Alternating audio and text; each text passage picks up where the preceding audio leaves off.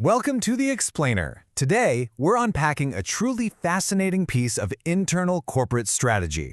We're looking at a presentation from Vong Ya, the Senior Operations Officer at VVM Petroleum, covering the first half of 2026.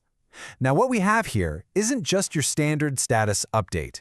It's honestly an absolute masterclass in operations management, risk mitigation, and scaling industrial logistics. If you've ever wanted to know how a massive enterprise actually keeps the gears turning, the fuel flowing, and the budget totally intact, this is exactly where you want to look. Okay, let's dive into this. We're going to break this down logically. The operations team, their H1 2026 triumphs, mapping logistics risks, strategic corrective actions, and finally, the leadership support required. Section 1. The Operations Team. You know, when we think of petroleum logistics, it's so easy to just picture massive tanks and endless pipelines, but the sheer human scale behind that infrastructure is honestly mind-blowing. Take a second to absorb the size of this team. We aren't just talking about a few managers sitting in a back office. We're looking at a frontline operation requiring a supervisor to manage 65 drivers. Plus, you've got fleet technical supervisors, senior mechanics, fuel attendants, and dedicated security teams. It's this incredibly complex, interconnected web of personnel, and their daily precision is literally the only thing keeping the petroleum moving safely. Section 2. H1 2026 triumphs.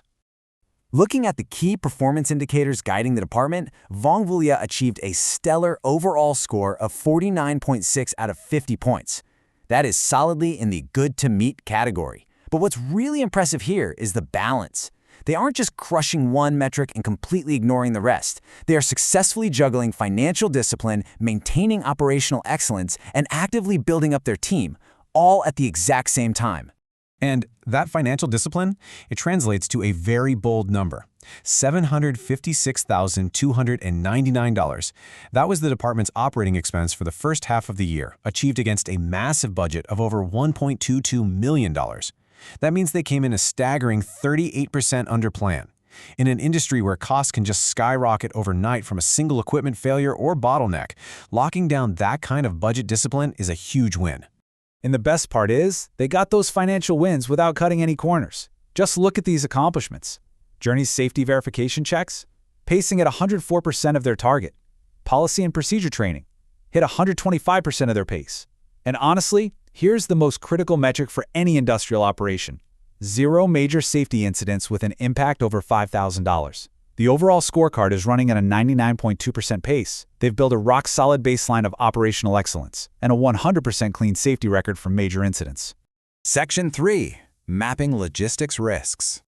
Now, what's really interesting is the stark contrast between standard operational risks and malicious external threats.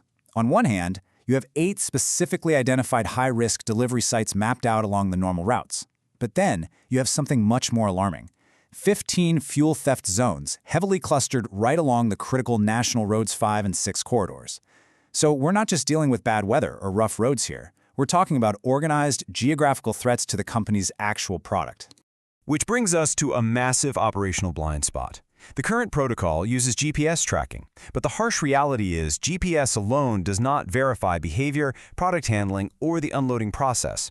It tells you where a truck is, sure, but it doesn't tell you what the driver is doing. The business impact of that blind spot is severe. We're talking massive potential fuel loss and heavy safety exposure, all happening completely out of sight of centralized management. And you know, fuel theft is really just one piece of the puzzle. Let's walk through how other root causes turn into terrifying business impacts. Aging terminal assets with no preventative maintenance? That leads to unplanned failures and downtime.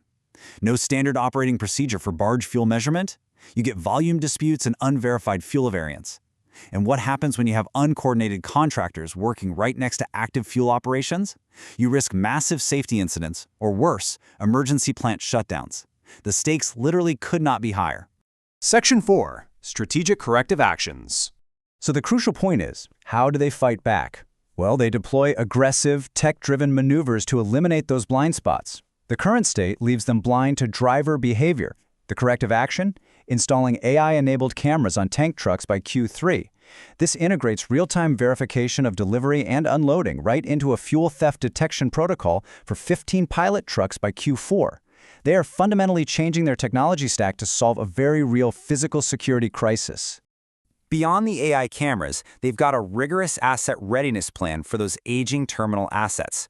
Following the timeline, in the second half of 2026, they're conducting a critical spare parts audit to build up minimum stock. By Q4, they'll pilot a highly controlled new barge fuel measurement SOP to finally stop those volume disputes. And moving into the first half of 2027, they're developing a phased equipment replacement schedule. They are systematically upgrading the infrastructure way before it actually has a chance to fail. To solve the issue of uncoordinated contractors causing emergency shutdowns, they've laid out some very precise steps.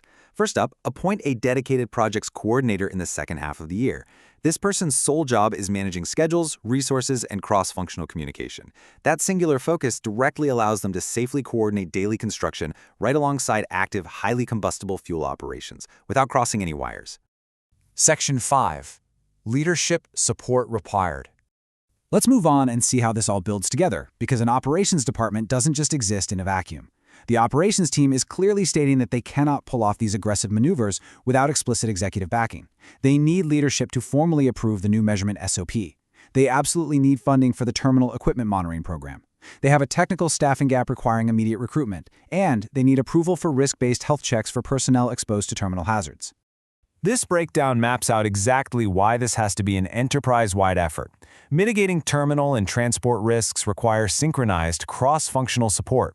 Procurement has to coordinate supplier site visits. Quality assurance must validate the new measurement procedures. Engineering needs to align on maintenance schedules. And finance and HR, they are critical for budget approval and recruitment support. Operations might be the heart of this, but the rest of the corporate body has to move with it. Which leaves us with this final thought.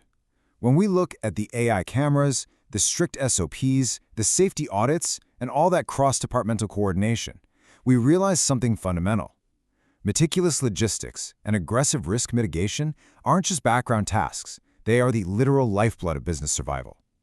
So I'll leave you with this. How did the foundational operating procedures in your own industry ultimately determine whether an enterprise thrives or it catastrophically fails? Thanks for joining me on this explainer, and keep questioning the systems around you.